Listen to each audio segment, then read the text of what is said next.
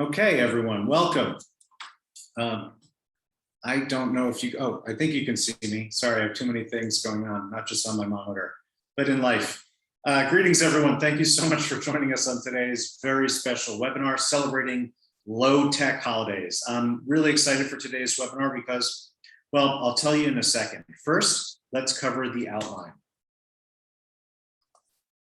As you'll see, we'll start with intros. These are going to be very quick, just to give a few more minutes for people to come in, and also so you know who you're hearing from today. Then you'll see the main content will be about 20-25 minutes. That's a lot shorter than a lot of our webinars, so we'll definitely have time for Q&A. For the Q&A, questions and answer, please make sure to post any questions that you have in the Q&A pod, not in the chat pod. If you post them in the chat pod, I probably won't see them. And if you submitted them in advance through the Google form, we already have those. Okay, very briefly about me, I'm your host. We have a separate presenter today, but I am your host. My name is R. Blank.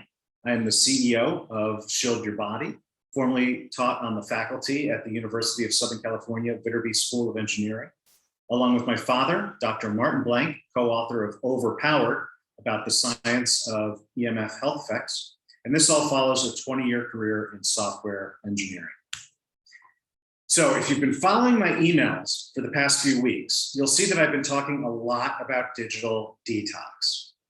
In fact, right now we're starting work on season 2 of the Healthier Tech podcast, and it's also going to be all about digital detox.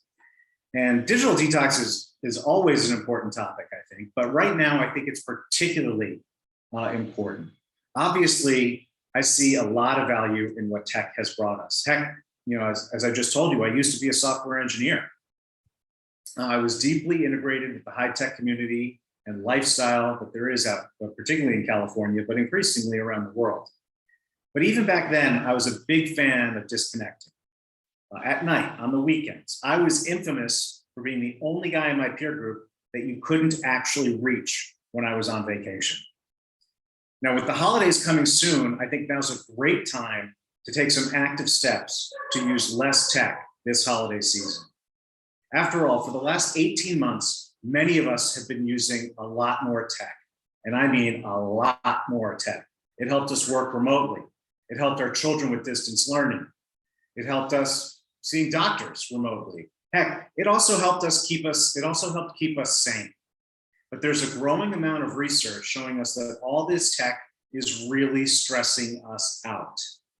And this holiday season, as the world is getting more back to normal, I believe it is time to start reclaiming our sanity. And that's why I asked Cathy to come back and give a talk about how to have a lower tech holiday season. Cathy, for many of you in the community, Cathy needs no introduction. She is our in-house EMF specialist and also the consultant that you can book time with through our website at shieldyourbody.com. She is a certified building biologist. She is a certified electromagnetic radiation specialist, and she is a certified holistic nutritionist who focuses a lot about issues related to sleep and the bedroom. And I apologize if you're hearing my dog in the background. There's nothing I can do about that while I am actively presenting. And you can see more about her at wholehomeandbodyhealth.com, as well as on the Shield Your Body website, where she has multiple articles, webinar archives, and as I said, you can easily book time with her. So with that, I am going to hand it over to Cathy. So please just give me 1 second while I do the handoff here.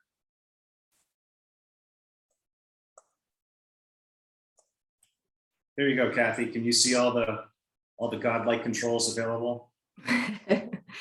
I think I got it. Let's see. Excellent. Here. Welcome, Cathy. Thank you. Thank you. Thank you. It is excellent to be here with everybody again today. If you have not been on one of our webinars before, I just want to take a quick second to introduce myself. Like R said, my name is Cathy Cooke, and I'm a board certified holistic nutritionist, building biology environmental consultant, and an electromagnetic radiation specialist. So what all of that means is that I help people find optimal health while addressing imbalances in both the body and the environment. And I came to this work after decades of my own health struggles. So when I realized over the years, what I realized is that you can't just have a great diet and exercise routine. You must also address all of your lifestyle habits, your stress, your mental outlook, and of course, your home and workplace environment. So no amount of green, smoothies like we all like to do is going to help you if you're living in a moldy house or you're sleeping with your phone under your pillow. And yes, I know a lot of people that do that. We actually have to address all of the things to reach the level of optimal wellness that we all desire. So that's what I help people do in my practice. And if any of you have dealt with chronic, mysterious health symptoms, I'm sure that you can relate to this. So now that you know who I am, let's just jump into the topic today, creating a low-tech holiday. So since we're talking about the holidays, that means that fall is upon us. And I hope you are all transitioning well into this autumnal season.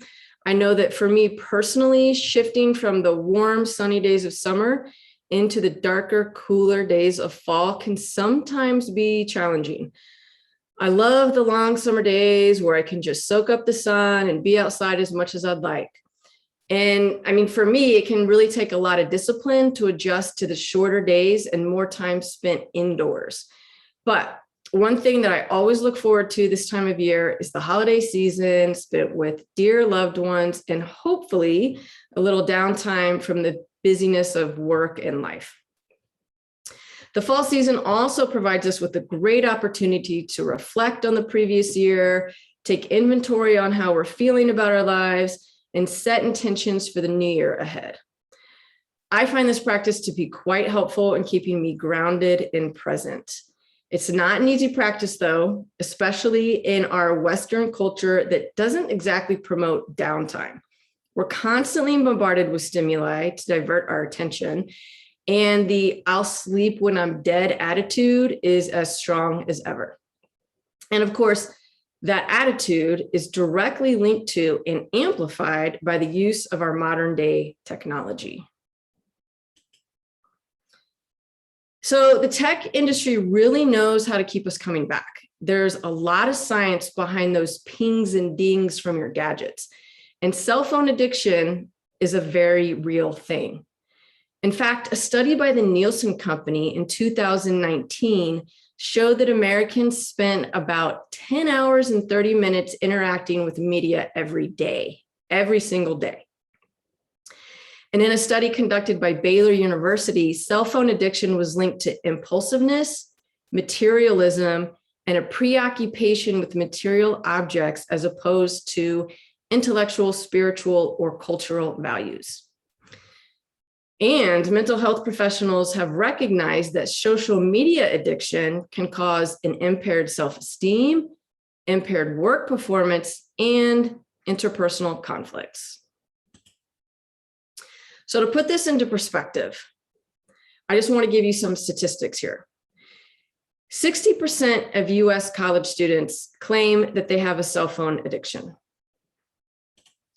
71% of people sleep with or next to their cell phones. And you know that those people aren't putting them in airplane mode, like many of you probably are.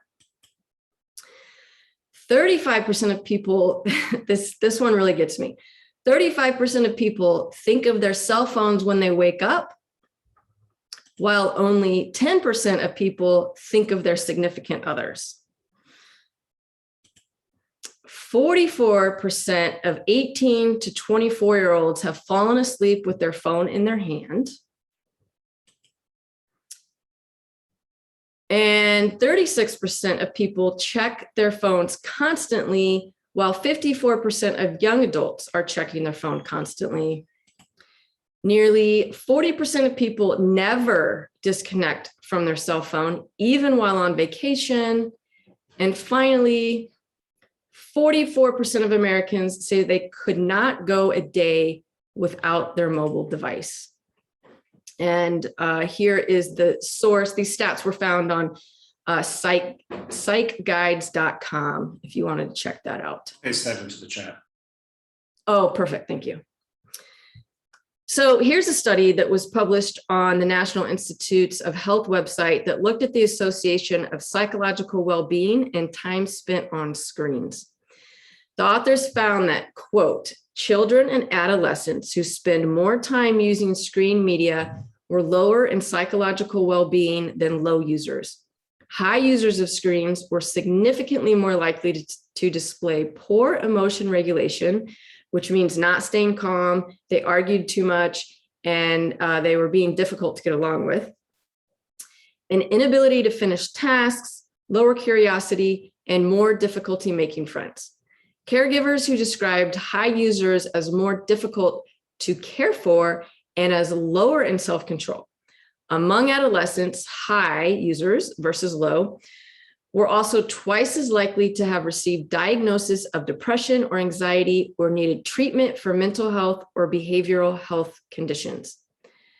Moderate users were also significantly more likely than low users of screens to be low in well-being, and among 14 to 17-year-olds to have been diagnosed with depression or anxiety or needed mental health treatment. So that's a lot of information. And you get the idea that the more we're using our screens, the more likely we are to have issues like anxiety and depression and irritability, and we argue and we're not calm and we're difficult to get along with. There's a significant amount of research that backs up this specific study, but there's a lot of research that you can find online. So I don't know about you, but I find these statistics to be alarming, and this just isn't the kind of world that I want to live in. So the question then is, what do we do about it?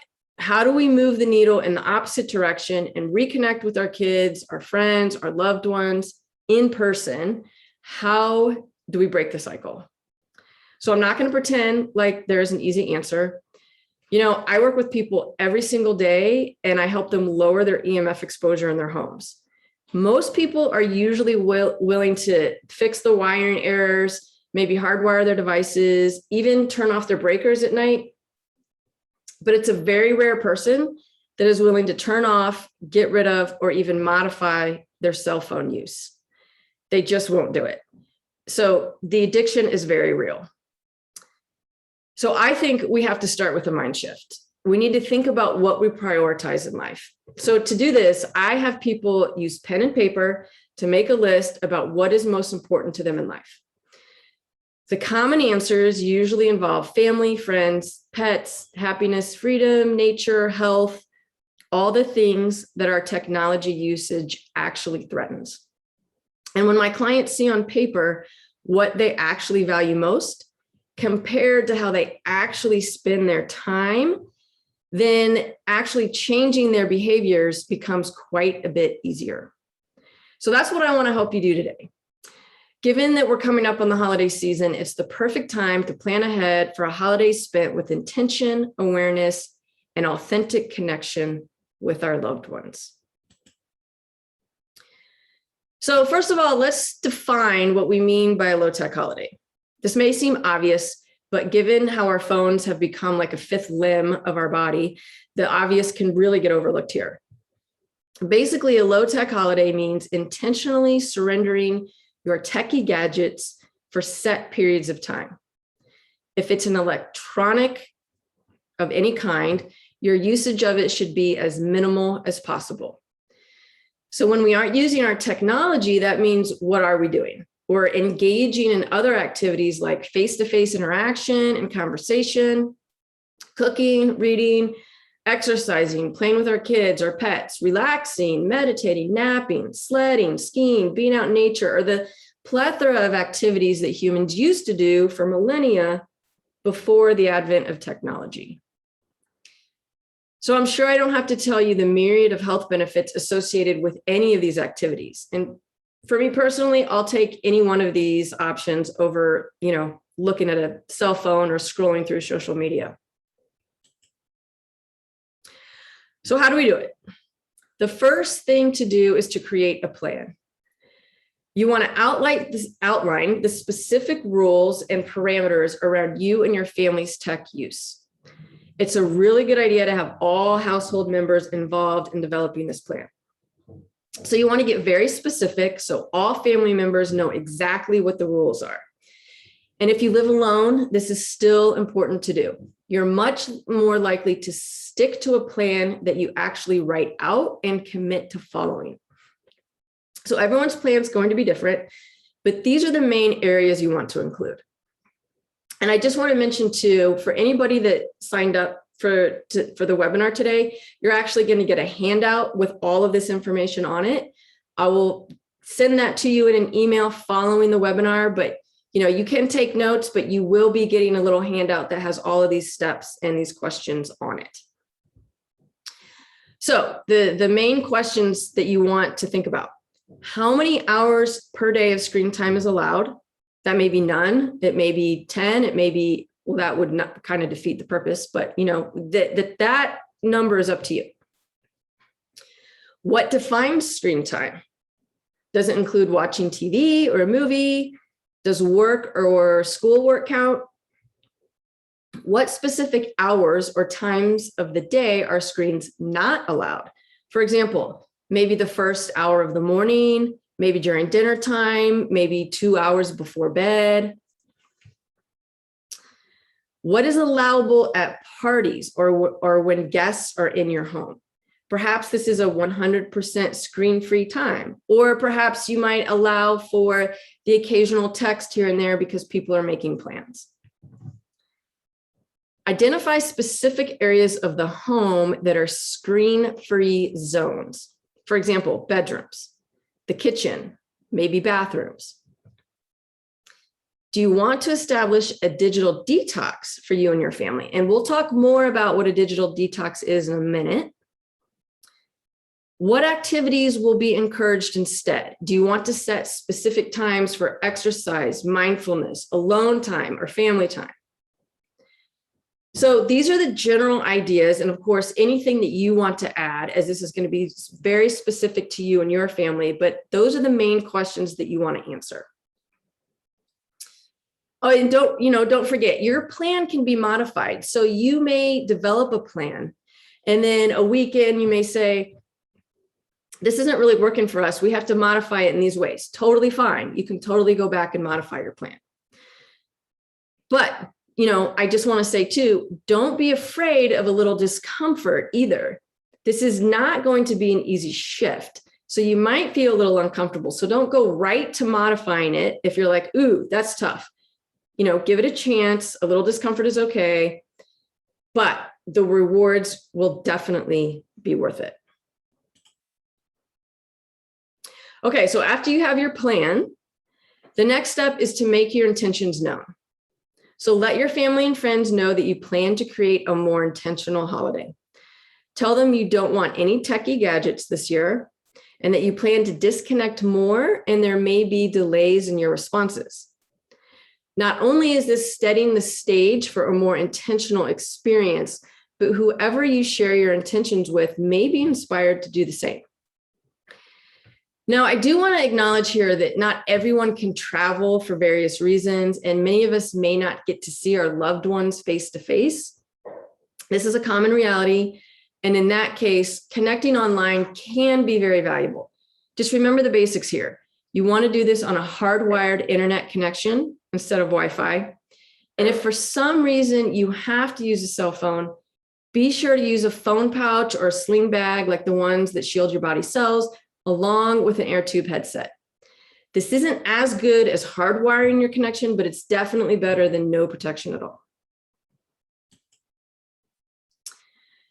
So you also want to tell your loved ones that you not only are you don't want techie gifts, but you're not going to give techie gifts in return. So the gifts that you give are going to be low-tech gifts this year. Some of my favorite low-tech gifts include gift certificates for massages, body work, spa days, in-person classes, gym memberships, restaurants, body care, clothes. I mean, so many. I actually have many friends that instead of giving their kids tangible gifts for the holidays, They give experiences instead. So that may mean they plan a trip for the family to a special place, or they all take a class together like foraging or beekeeping. Sometimes it's a night out at the movies or a day on the slopes. But the intent here is to focus on real life experiences rather than virtual ones. Now let's talk about parties and other get-togethers. You want to set some boundaries, especially when you host gatherings at your home. Of course, you want to remember to let guests know ahead of time. This is really important so they aren't surprised by your requests. So here's some of the things that I do. When guests arrive at my home, I have them place their phones and their smartwatches or any other devices, their earbuds. I have them put it in a Faraday box at the front door. And here's a pro tip, metal lunch boxes work great for this. So guests, they may be uncomfortable by this request at first, but I find that the richness of the evening is always quite enhanced when people let go of their devices, obviously. I also let my guests know that there's no Wi-Fi inside my home. Now, if you're implementing the previous step, this is kind of a non-issue, but it's good to let people know that you're hardwired and Wi-Fi is not available. So, I really think that modeling this behavior and letting people see how easy it is can be very inspiring to others to do the same thing in their own homes. And another thing I like to do is revive old traditions. So most families have, traditions that have been passed down through the years or even generations. I let my guests know that we'll be honoring some of those traditions. And that means we do activities that do not involve tech. These traditions come from my grandparents' time and they weren't using a cell phone. So many of these traditions include playing charades, going outside and playing football, and of course, indulging in our favorite holiday recipes, healthy ones, of course. Everybody's going to have different traditions, but I really encourage people to bring those back if they have, escaped their families, because I have found that for a lot of people, it's more of looking at their phones rather than really engaging. Now, if the party's not at your home, I also set boundaries ahead of time while in the car on the way to the party. So you might not, really have the ability to have a low-tech environment in somebody else's home, but there's usually a lot of travel to see family and friends this time of year. That could be in a car, oftentimes on an airplane. And in those situations, I have everyone that's in my car put their devices on airplane mode, or I have them put it in the metal lunchbox. For airline travel, there's a whole list of things that you can do and a whole list of things that I do to keep my exposure low or to mitigate my exposure. But, that's for a whole nother webinar. It's a big list of things. You can, at a minimum, however, keep your devices turned off, as the exposure from the devices closest to you will be bigger than anything else. And so this is a mistake that I see a lot of people do, especially when they're traveling or when they're in an inherently high EMF environment. They just continue to use their phones because they think, well, everybody else has their phone on, or I'm in an airplane, or there's Wi-Fi in here, so they just continue to use their device. But according to the inverse square law, your proximity to your device is giving you a much bigger exposure than even the person next to you or in the same room as you or across the table. So you still want to be cognizant of your devices and keep them in airplane mode with Wi-Fi and Bluetooth off. Okay, finally, you can plan a digital detox. So a digital detox is a specified amount of time when you and your family will abstain from any tech devices at all. So this can be anywhere from a few hours to a few days, whatever you feel like is best for your family. I'm really happy to see actually that this concept has caught on in the last few years. In fact, I've seen entire vacation destinations and retreat centers that provide a completely tech-free environment. So the obvious benefits here include more time to enjoy connecting with your loved ones, more presence, less distraction, more time or reflection for doing activities you love, like reading, art projects, being out in nature, exercising, or my favorite, napping with cats, right? Lovely activity. If you want to take this a step further, you can do an energy fast. This actually happens to be one of my favorite activities.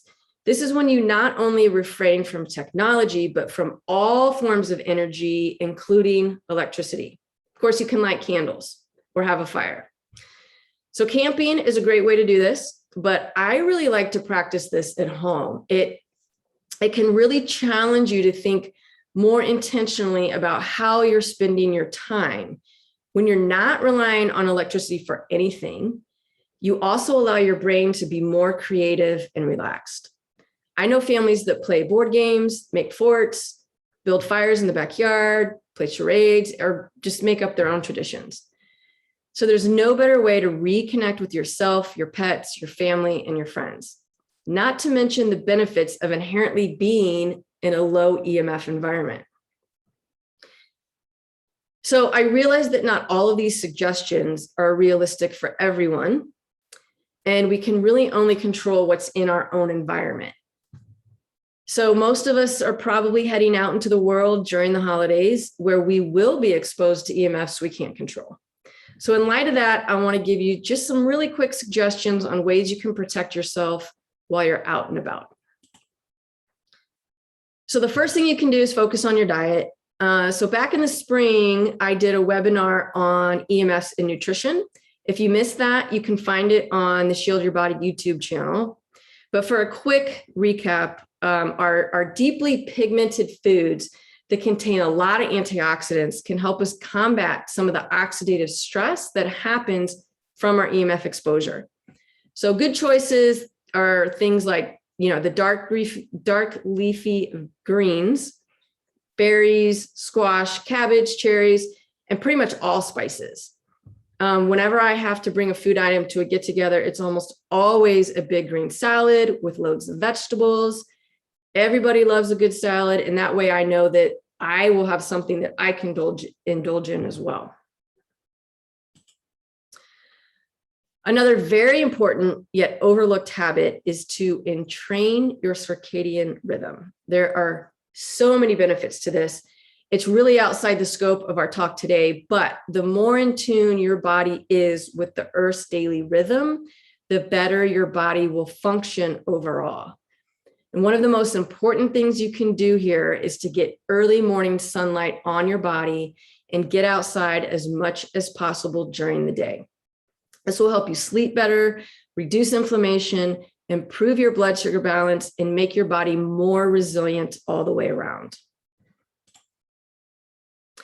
While you're at it, if you're going outside, don't forget to connect your body to the earth. So grounding or earthing are still valuable habits to incorporate into your day.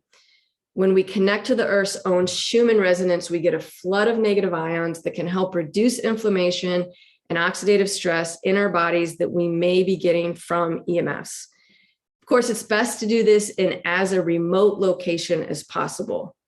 But you get the added benefit of being out in nature when you do this, that sunlight, fresh air, all the good things.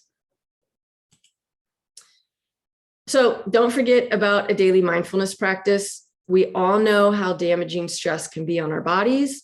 The more stress we add, the less resilient our bodies become.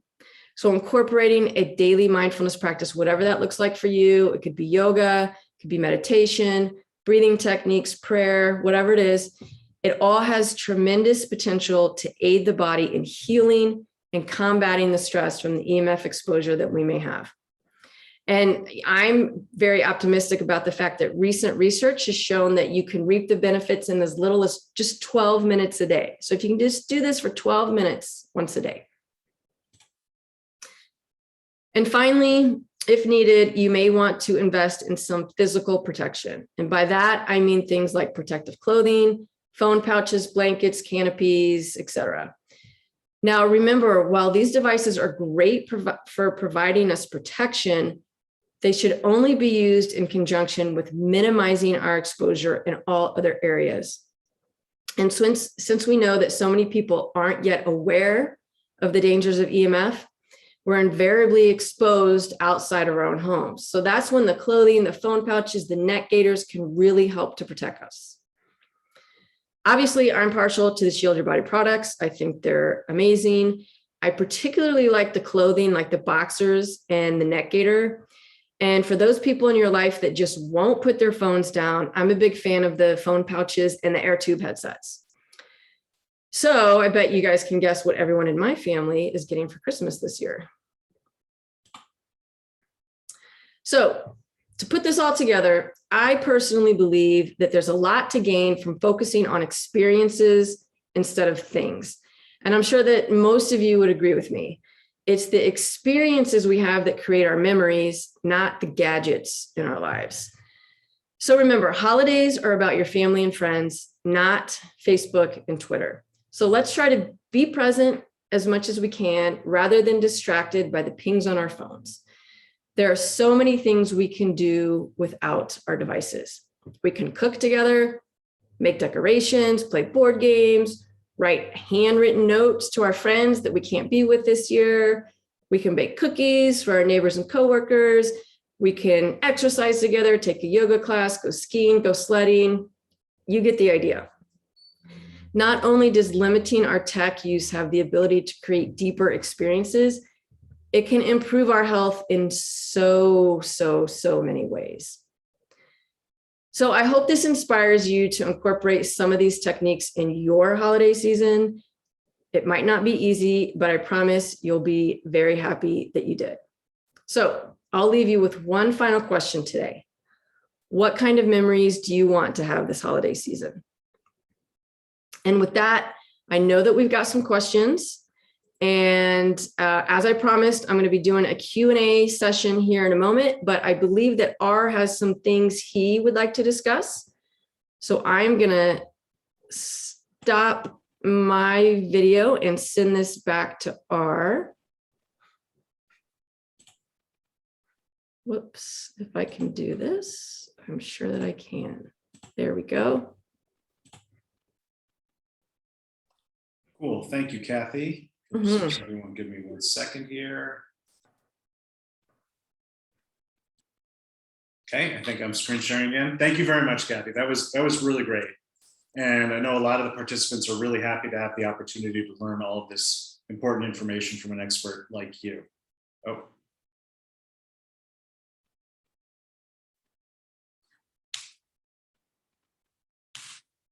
Wow.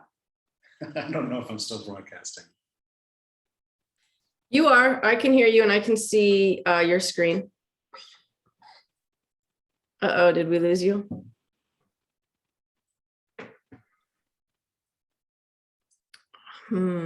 Looks like R is having some technical difficulties. I hear you. I hear you typing.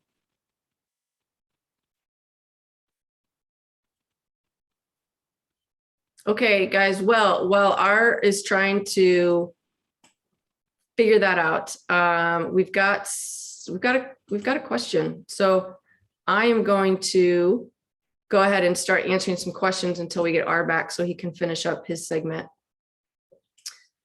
So Raymond asks, what exactly do you mean by mindfulness? And that is a great question. So for mindfulness, most of us think of meditation for mindfulness, but it doesn't have to be. It's just basically intentionally bringing in awareness to the present moment. So whatever that looks like for you, mindfulness could be prayer. It could be breathing techniques and following your breath. It could be meditation. Mindfulness sometimes can come from yoga or intentional, sorry, R just told me he was crashed and he's trying to get back on. So that distracted me a little bit, but anything that's very intentional that puts you back into the present moment rather than thinking ahead, thinking in the past. So mindfulness is, very, very powerful techniques to calm down your nervous system. And when we have more presence in the present moment, we have a lot less stress. Again, our nervous system calms down, so we have a lot less anxiety. It's very, very beneficial for things like depression and cognitive health. And it's just so powerful. So many ways you can achieve mindfulness. I personally have been doing Wim Hof breathing for the last several months, and I find it to be very profound. I think it's fantastic. I'll actually go ahead and type that into the chat. It's about a 10 to 15 minute breathing technique. If anybody wants to check that out, I highly recommend it. So good question. Okay. Let's see. CC says, a loved one has type 1 diabetes. It's the kind that requires constant insulin infusion to stay alive. I think I know where you're going with this. She has chosen to have a continuous glucose monitoring system. The sensor on her body interfaces with her cell phone for management. Can you recommend a shielding product that will maximize protection while enabling it to communicate with her monitor and cell phone? Yeah, Cece, this is such a difficult question. And one that I've dealt with a lot of my clients. And I struggle to have a great answer for you. It's something that it can have a lot of benefit, the continuous monitor, because it gives you live feedback about what's happening with your glucose every day. But we all know that EMF can disrupt our blood sugar balance. So it's such a conundrum. I suggest to my clients that if they can get off of it, that they do so. But of course, I'm not a physician. I'm not giving medical advice. And that's something that they have to talk with their doctor about. But I know so many of my clients that say it's really helped me. This constant feedback has helped me. One thing that I like to do is tell them, okay, use it for a couple months to get the pattern, get your own pattern, and keep really good data about how your food choices interfere with your diabetes, because our food choices, our stress, our sleep will all impact our blood sugar balance. So once they can get a couple months of data, that they then can connect, the behaviors, the food choices that are optimal for them, then maybe they can come off of the continuous monitor. Sometimes that works, sometimes it doesn't. But, I don't really know at this point how to shield that, because it has to have that constant communication. And it's, the patch is usually connected right to their body. And I don't know how to get in the middle of that. It's a great question. It's one that I continually try to answer, but unfortunately, I don't have an amazing answer for you yet. Hey, Cathy, can you hear me? Yep, gotcha. I can see you too. Okay, sorry, everyone. So let me jump into screen share.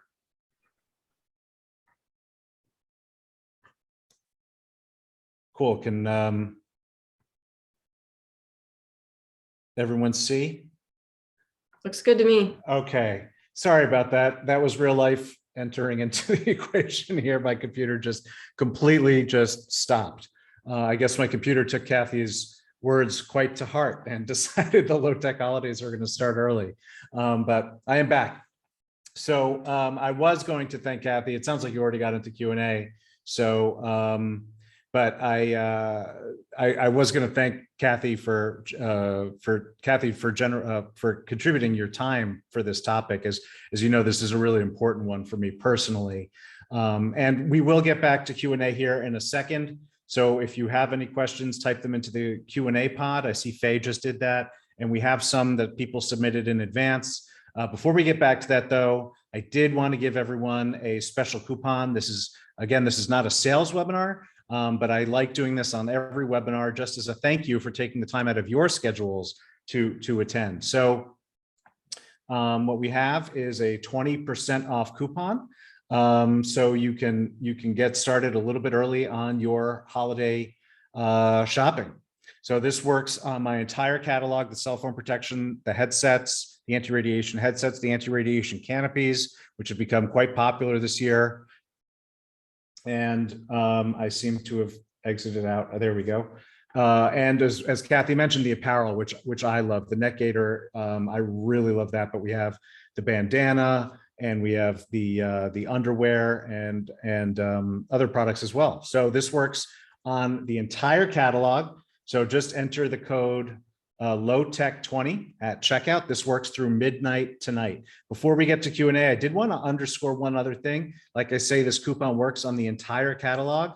That includes EMF consulting, which is your ability to book time with Cathy to get personalized EMF advice. She is a certified EMF expert. You can do this from the comfort of your home or office, wherever you want, using Zoom on your own schedule, and you can get a recording of your session. So this 20% coupon works on the consulting just like it does on the rest of my catalog. For consulting, you can just visit shieldyourbody.com/consult or click consulting in the navigation.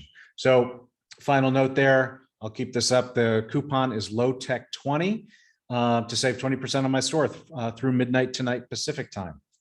So back to the Q&A. Let's see, I'm going to have to stop my sharing, which is, I think, fine, because everyone, I think, would prefer to see Cathy anyway to load up these questions. And let's see, let's start with, there was one that stood out to me. And then there were a couple others too that I want to get to, but and this is a kind of a broad question, Cathy. So wherever you want to take it is good with me. How can you help a child addicted to his phone to get off it and do something else? He sleeps with it, never puts it down. That's not the child that she believes should be her child. Sure. Yeah. Such a very, very common dilemma, very difficult situation. There's multiple ways you could go about this. And there are therapists, psychologists, psychiatrists, and other therapists that specialize in phone addiction and tech addiction. So you might seek out someone in your area, or of course you can do it remotely these days, but that would probably be one area that I would go. And you can find that, you can just Google that online, to find someone in your area. Another thing that can be helpful for some kids is doing that same activity that I do with my clients, is having them write down on a pen and paper what's most valuable to them in life. And then additionally, they can write down how they spend their time, and then have them make the connection about what's most important to them and what's most valuable to them.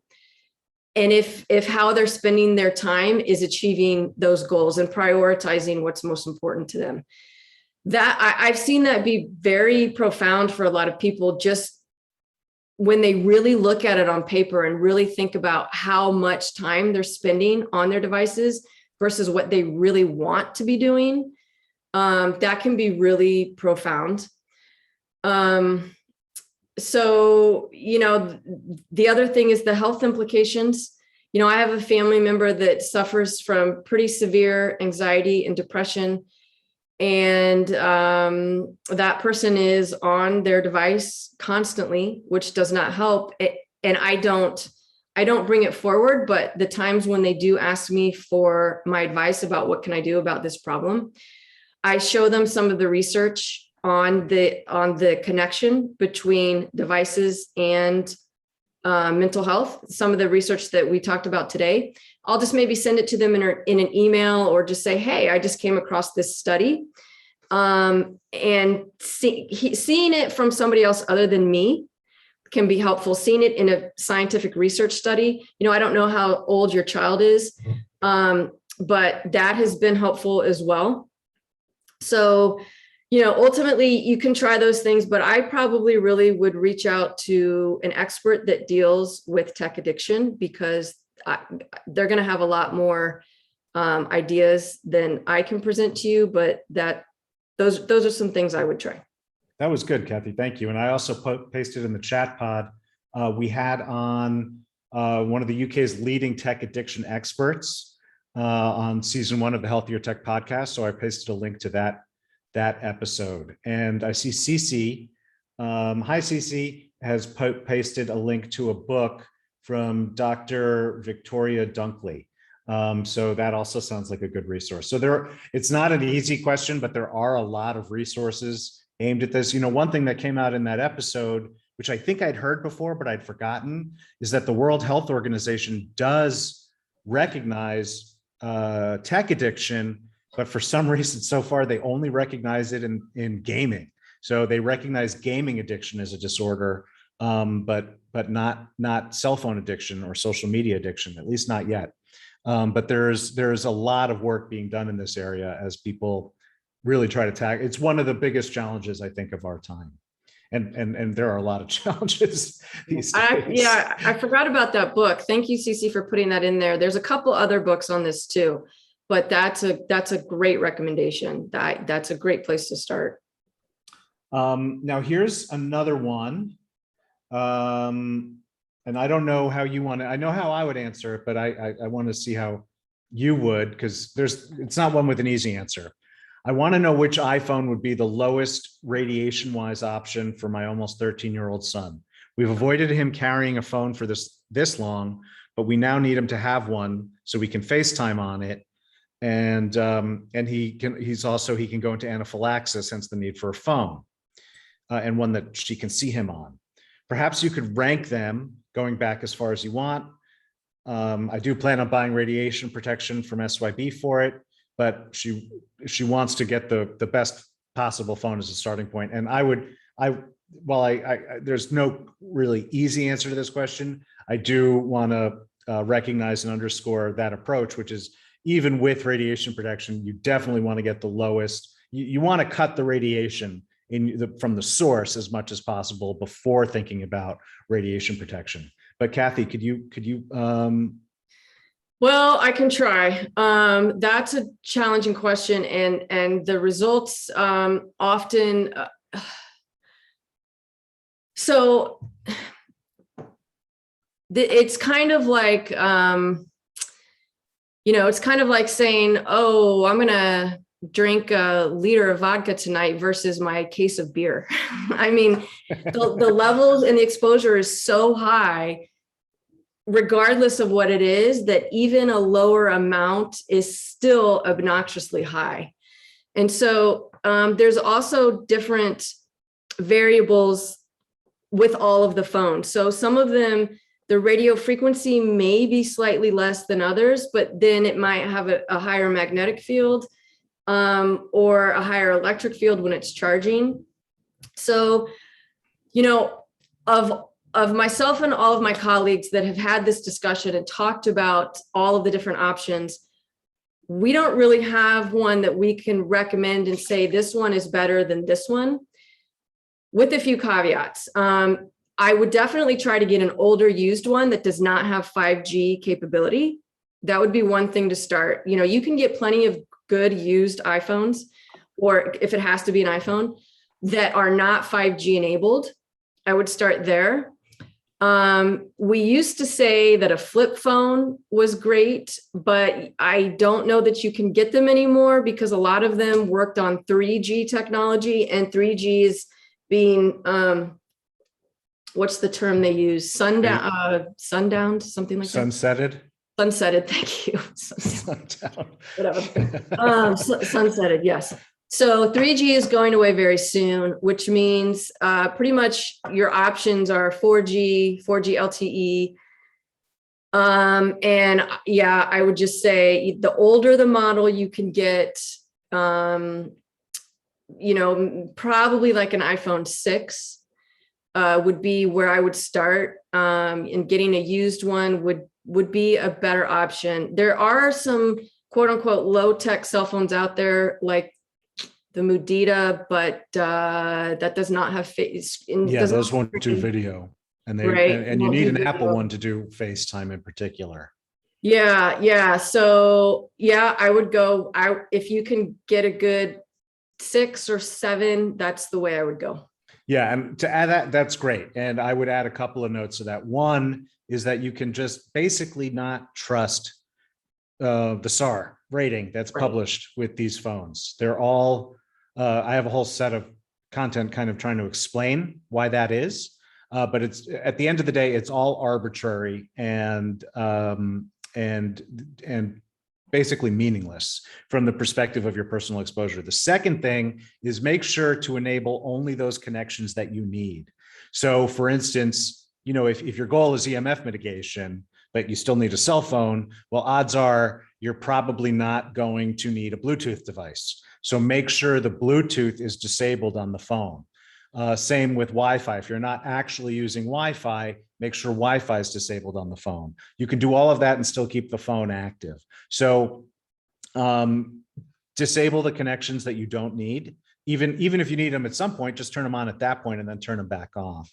And then practice other safe tech practices. So keeping the phone as far away from the body as possible, never holding it up to your head to talk, never use AirPods.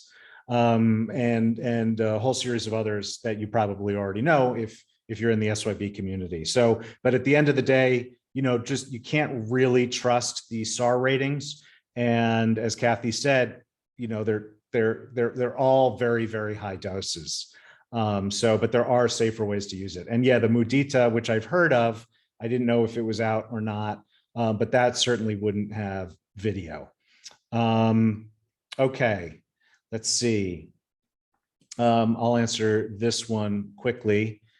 So Brian asks if there's a time frame that SYB caps, our new baseball cap, will be back in stock. I assume you're in the US because they are in stock everywhere else. In the US, we do not have a date yet. I apologize, but everywhere else, they're either shipping right now or will be, this week or next week. Thank you. Let's see, another question. I really liked that first one with the how do you stop a child? A lot of these questions that we got in advance, Cathy, are about basically shielding and protection, which I'm happy to get into, but I would like to try to pull out some of the the ones more directly related to today's topic. So here's one. Kind of bridges that gap between less tech and protection, but how safe are the Fitbit, what do you call those, bands? The Fitbit devices. And are the newer ones any safer? Newer, I don't know what the newer would be as far as the newer ones that have come out. I don't know when the last release was, but no.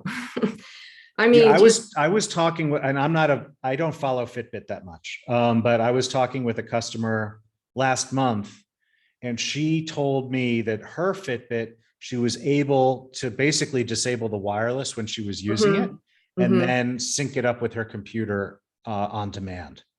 Yeah, I have actually heard that recently as well, which is great if that is true. So in previous years, I know that the Fitbits and other fitness tracking devices, you couldn't disable the Bluetooth at all. But since the Oura Ring came out and they have that ability, I think that's been more of a demand from people. So if you can, and I even think the newer Apple Watches I don't want to say that. I have seen this from some clients that some of the newer devices, you can disable the Bluetooth.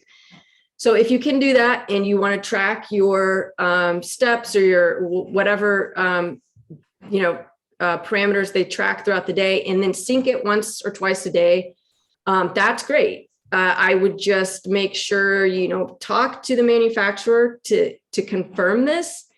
And I would also want to test it with a meter to confirm it. And if that's the case, fine. I have seen some of my clients have gotten radiation rashes on their wrists from wearing them. So I'm pretty. Yeah, someone actually posted a pretty terrifying photo to our Facebook page. Oh, really? Over the weekend with damage to their wrist from an Apple Watch. I'd never seen anything like that. I was pretty shocked. Yeah, I've seen it quite a bit. In fact, I've seen it on young teenagers. So if you have the ability to truly disable it and the manufacturer can tell you that that is actually the fact and you can test it, then that might be an option. Yeah, that would be the only way in which I would ever recommend a wearable is if it has that capability. But it's really hard. I mean, you have to do the research in advance, which is, I think, what Cathy's answer is really illuminating, because a lot, you know, if you're a high tech company marketing a product to the public, it's in a lot of your marketing, it's not going to be a feature that you want to promote that it's not constantly connected. So it's not going to be necessarily immediately apparent in the marketing materials or on the website or whatnot. So you actually have to dig in and find out in advance before you make the purchase if it basically has an airplane mode or not, if it can work that way. But I do know that some of these devices do have that option, but it's hard to figure out which ones. Let's see. Wait, but you have a wrist device that they can. Yeah, I know, but yeah, I know, but yes, we have that for people who still want to wear smartwatches. So we have the new Syb Wristband, and it is for people who still want to wear smartwatches. But I'm never going to tell people to go out and buy a smartwatch. Right. Because it makes it safe. So the Syb Wristband, I can pull up the URL for people so you can see it. It does make it safer to wear a smartwatch, but I still recommend heavily against using them. That said, there are some instances where it does make sense for people, but these are really limited instances. So for instance, I had a relative who had a cardiac arrhythmia and it would never show up when he went to the doctor. And so he needed to wear a wearable in order to diagnose the arrhythmia. And you know, you don't have to have an arrhythmia. There's other conditions like that. But those are instances where I'm like, yeah, I think a smart device makes a lot of sense if it can actually diagnose things that are life-threatening. But in most of, you know, this is going to get worse, right? Because the wearable revolution, quote unquote, is really just starting. And so we have the Apple Watch, we have the AirPods, we now have the Ray-Ban stories from Facebook. We used to have Google Glass, that's gone, but there's the Snap glasses, and you're starting to see more and more of these articles about products coming out, and the Oura Ring. I'm getting a lot of questions now about the Oura Ring and Fitbits, and you're really just at the start of this. And in my opinion, it is hugely dangerous, and you just need to not do it. You need to not opt into the wearables because there's no way to use them more safely. And there is, in most instances, there's no way to use an EMF protection product effectively against them. And so, so that's why I didn't even want to promote the wristband, Cathy, but well, for somebody, I mean, you know, for someone who wants it, yeah, it is a good, I mean, I like the product. Because there are, I mean, I make products for people all the time, like for use cases that I recommend against all the time. Right. So, I mean, the phone pouch was my first, it was my first product. It was my fifth product. It was my first big product. And that's to make it safer to carry your phone.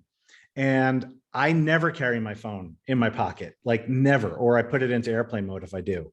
And that's a huge recommendation that I make to people, but there are people who need to. You know, for work, for instance, or they just don't have anywhere else on their body to carry a phone. And so even though I strongly recommend against the use cases that require the phone pouch, I am happy. I believe it is a good product. And the wristband is the same, except I have a much stronger reaction to wearables than I do to cell phones, Cathy. That I think is probably. Yeah, I agree.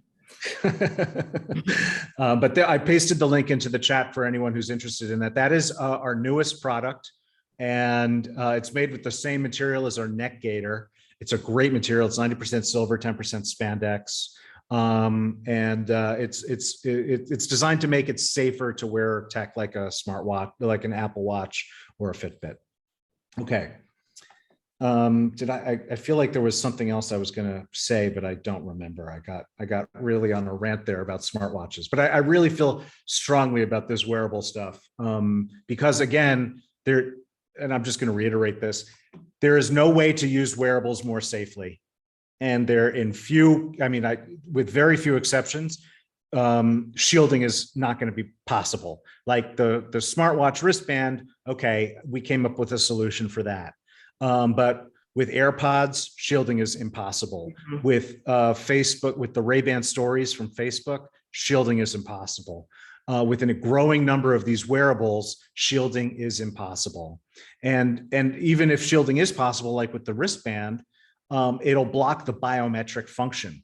So it'll actually block the ability to use the device in the way that certain people want to use it. And so I feel, and especially if you have children, do not let them start wearing wearables. They're going to be doing it their whole lives if they start now. And I am not a Luddite. Like I've said it before, I had a 20-year career in software development. I never go around telling people not to use cell phones and not to use Wi-Fi. I tell them to use it less and to use it more safely, but I never say don't do it. But AirPods were really the first one where I'm like, no, don't do it. They're perfectly good alternatives that are way safer. And increasingly with wearables, I'm feeling the same way. Just don't get into that habit. Those are when you're wearing it right up against your body, you are getting the maximum possible dose of radiation that thing has to emit. And even if it is, quote unquote, a low dose, remember, there are going to be studies that I could point you to that show health effects at those doses, because health effects are demonstrated at really, really low doses. But B, and more importantly, this stuff is all additive. Even if it's a low dose in addition to what you're already getting from your cell phone and your housemates or partner's cell phones and your Wi-Fi and your Wi-Fi devices and the nearby cell. It's more. And each new one you bring into your life is going to be even more. And so I said I stopped ranting, and then I went off further on the rant. Anonymous asks, and I don't have an answer to this one, have you seen any correlation between EMF and sleep disruption leading to bladder control issues at night? Yeah, well, I have seen this anecdotally. I haven't seen the research, but I definitely have seen this among clients. Once we mitigate their environment, I have seen the problem diminish. Of course, there's many reasons why this may happen for someone. But yeah, I've seen enough cases where it has resolved when we've mitigated the environment that I think it's definitely a contributing factor for a lot of people. So what would you suggest for Anonymous to, if EMF could be a cause? I mean, the ultimate, get your home inspected by a building biologist and do the recommendations that they tell you to do. Okay. Really. I mean, and then, until that can happen, move the bed away from the wall, because your electric fields are always high right next to the wall. Turn off all your gadgets at night, unplug anything you can, that's what you can do right now before you get an assessment done on your house, which may uncover other things. But for a minimum, I would do those things. Cool. And I am going to paste a link here into the chat pod of Cathy. This was 13 months ago, believe it or not, but your webinar on slashing bedroom EMF. Oh, wow. That was a great one. That was actually probably one of our most popular webinars we've ever run, because it's such a great topic. Mm-hmm. And that is a great place to start. As that webinar covers, and we talk about elsewhere, you're going to be exposed to EMF in a lot of places. And so where do you want to focus your mitigation efforts? Really, the first place to focus is the bedroom, because you spend so much time there, and it's a place where you need to not only spend time, but that time is spent rejuvenating and healing and preparing for the next day.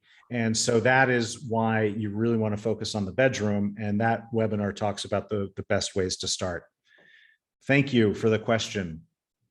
Okay, so we have a question here, Cathy, from Faye, and it is about Havana syndrome and targeted individuals. The reason so she asked, do you have any suggestions on anything or EMF items that can counteract these attacks? Now, the reason I'm bringing this up, I'm going to start the answer, and then I'm going to hand it off to you. if you really believe that that is happening to you, the best thing to do is to get a meter and to start when you're experiencing these symptoms, take measurements and see what the levels are and if they really are elevated. And if so, what they are. That is the number one thing I would suggest. That said, I believe that a growing number of people are actually beginning to recognize that they are EMF sensitive or have a condition that's often referred to as EHS or hypersensitivity. And because EHS is so poorly understood and other topics like Havana syndrome are in the media much more frequently, people who are starting to recognize that they are EHS but don't realize that they are EHS are attributing these symptoms to other sources. And so, Cathy, do you have experience interacting with your clients with questions like this? And if someone's just beginning to realize that they might be EHS, what do you advise? Yes, I have many clients in this situation, and it can be very challenging for many reasons.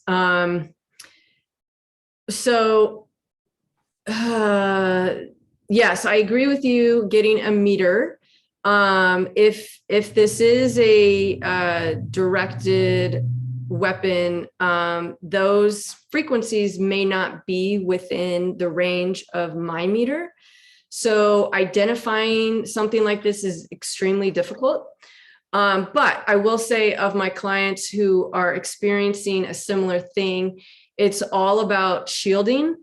And that could be both clothing seems to help them quite a bit, the shielded clothing, as well as, how we would shield a house from cell phones or cell towers or something like that, which is using a bed canopy. That's a great start. I'm not a fan of painting the entire house for various reasons. It can be done, but it's very, very difficult, and it's very difficult to do correctly, and it can make your situation much worse.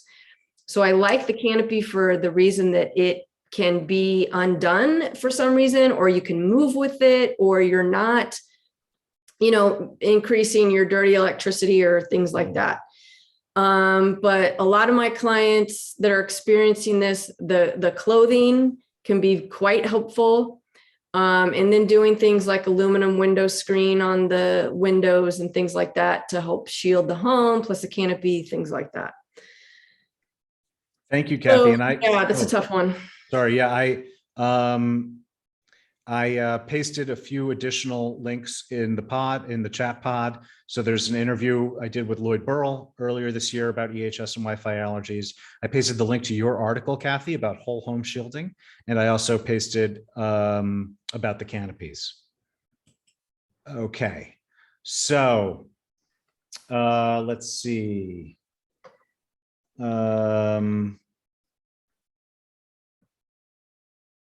Okay, so this person is asking for data to help convince people about the health effects. So, can you provide a current list of the best, and this is one of the pre-submitted questions, the best non-sponsored studies of the data showing that EMF from any source, like a cell tower within 60 feet of a high school gym, emits radiation and is hazardous to our health?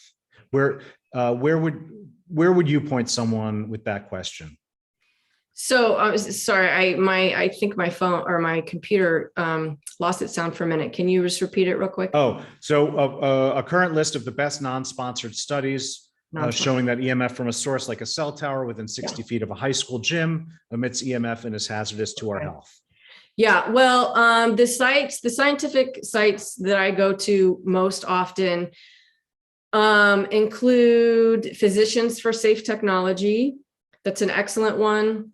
Joel Moskowitz has a website. Is it lower? Now I'm not gonna remember it off my head, but I'll find it. Safe EMR, Safe EMR, I think. Safe EMR. That's an excellent website that just has a plethora of research on there. I really like some of the information on Physicians for Safe Technology.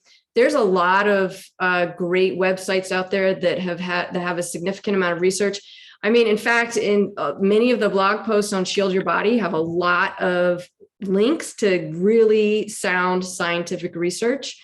So I would look at that too. I mean, yeah, this is definitely out there, but I really appreciate that you said, non-industry funded, because that's the key.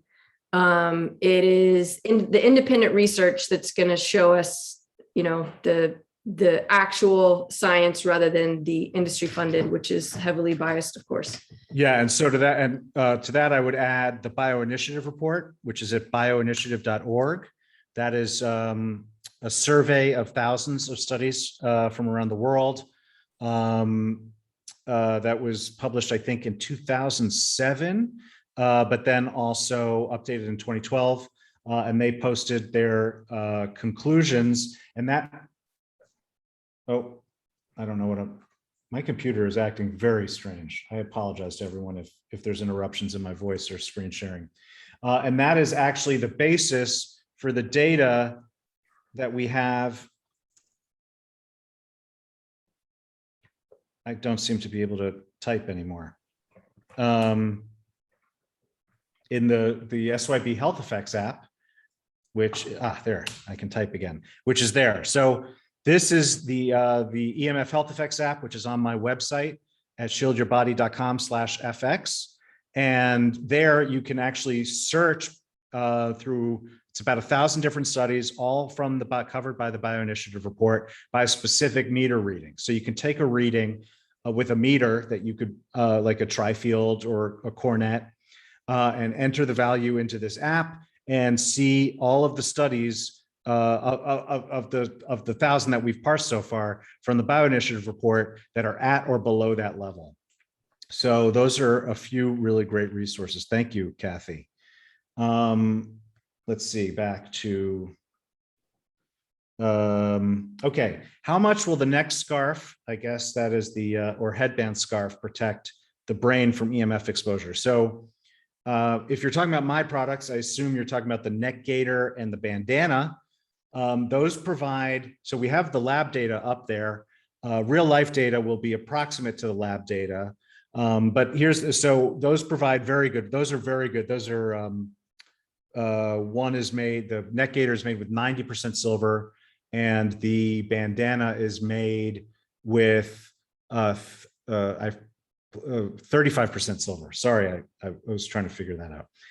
So those are both very high silver content, both fantastic shielding protective ability. The issue with those, with any EMF apparel, and Cathy, maybe you could speak to this, that maybe this is how we should answer that, is they only protect the part of the body that they cover. And so in practice, you're not going to walk around with an EMF hazmat suit. At least not most of the time. So you can only actually get the protection from actually covering your body. They don't project some kind of protective field. They're just a shield. Just like a hat helps protect you against the sun, these shielding products help protect you against EMF. So Cathy, if someone actually, if a client of yours asks you how much, the neck gaiter actually protected a person, how would you go about answering that? Well, just like you said, it's going to protect that individual area. So your thyroid is highly sensitive to EMF. So I think it's, for anybody that has thyroid issues, I think it's excellent. Or to prevent thyroid issues, that's an extremely sensitive part of your body. And the thyroid is heavily dependent on iodine. So we certainly do not want to irradiate our thyroids. A lot of this really comes down to what makes the person feel better. So I know people that, they can wear a cap or a hat that's got shielding in it and they don't notice anything, but other people can't be without it. So, it kind of comes down to what helps you the best. Is it a t-shirt? Is it a cap? Is it the gaiter? Is it all of them? I think every little bit helps. And so, I'm specifically a big fan of the Gator, again, because our thyroids are so sensitive. And when you negatively impact your thyroid, you impact the entire endocrine system. So nobody wants that. I think every little bit helps. And so as much as you can do is good. Thank you. So another question submitted in advance. A loved one has type 1 diabetes. It's the kind that requires constant insulin infusion to stay alive. I answered that one when you were. Oh, away. You did? Okay. Yeah. Sorry. Yep. No worries. I was I thought I got rid of it so that wouldn't come back up. Yeah. No problem. Okay. So, maybe someone actually asked, so I know how I would answer this one, Cathy, but I'm going to just let you handle it. So Lisa asks, what do you know about harmonizers or similar products from Germany that you can wear on your wrist? And in the question, she asked about a specific brand, but I think it's probably best just to avoid specific brands in your answer, Cathy, and just talk about, your opinion of this type of product. Yeah, well, this is probably the question that I get asked more often than anything else, because everybody wants a device that's just going to calm everything down like I do. That would be great. I will say that I do have clients that have used some of these devices and have felt a noticeable benefit. I would say that my most sensitive clients have not had any improvement with the harmonizers, but occasionally someone does. I think it's just kind of a buyer beware situation. If you want to spend the money on it and see how you do, go for it. But there is not a specific device that we know of to date that we have been able to scientifically verify is helping. And in some cases, among very sensitive people, we have found that some of these devices make them worse. So I do believe that they're doing something. Some of them my colleagues and I we've had them, we've busted them open and we're like, there's nothing here. So some of them are a scam. Some of them do have technology behind them. Of course, it's proprietary, but we know this because they can make very sensitive people react very aggressively. So for some people, they may make you feel worse. And I've seen this a lot. And then there's a small amount of the time, some people are like, I got this harmonizer, and I feel 1,000,000 times better. In which case that's great. But I have also seen them wear off over time. So somebody gets a device, they feel better initially, but then they begin to feel worse.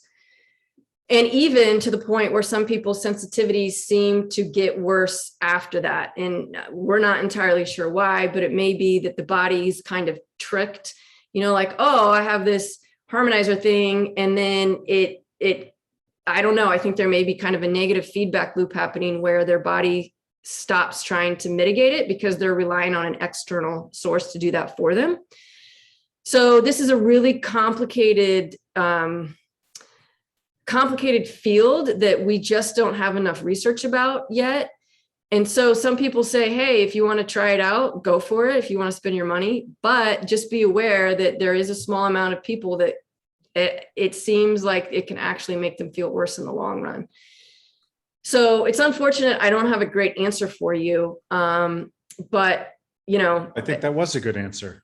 Okay. I mean, yeah, I think it's unfortunate that there's no simple solution here for the problem we're all focused on. But I think your answer was really good. So thank you. And Lisa, if you're, I didn't check if you're still on the webinar, but I did paste the link to a video, which is my 11-minute answer to your question. So if you get a chance, you can click on that link either now or later and bookmark it and watch it. So thank you. So with that, that clears out the live questions. There were a couple of others asked in advance, but I think, Cathy, you've been very generous with your time so far. So I'm just going to remind everyone one last time that we have the 20% sale for all of you here in attendance today. Just enter the code LOWTECH20 at checkout. That works on every product. As I mentioned, it also works on Cathy's consulting time. If you book by midnight tonight. After that, this coupon is expired. With that, I believe that is going to be our last webinar of the year.